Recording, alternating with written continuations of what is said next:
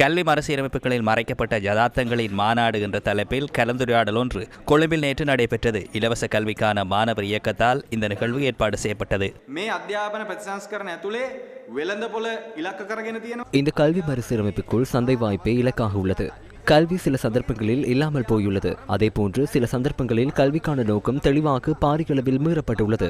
இலங்கை கல்வி முறைமைகள் காணப்படும் பிரச்சனைகளுக்கு இதனூடாக தீர்வு கிடைக்கப் போவதில்லை. நமக்கு தெரியும் கல்வியின் பிரதான நோக்கம் என்ன. சரியான பிரஜையொருவரை நாட்டுக்கு வழங்குவதே அதன் நோக்கமாகும். அடிமைகளை உருவாக்குவது கல்வியின் நோக்கமல்ல.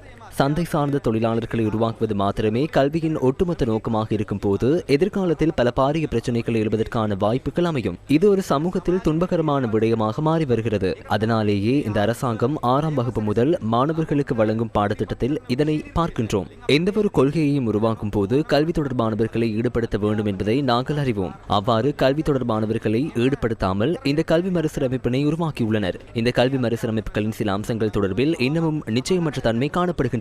ஏனென்றால் உண்மையில் என்ன நடக்கின்றது என்பதை புரிந்து கொள்ள முடியாத ஒரு சூழ்நிலை உருவாக்கப்பட்டுள்ளது. கல்வியுடன் விளையாடுவதை நிறுத்துங்கள் என இந்த அரசாங்கத்திடம் நாங்கள் கூறுகின்றோம். தயவு செய்து இந்த மறுசீரமைப்புகளை உடனடியாக நிறுத்துங்கள்.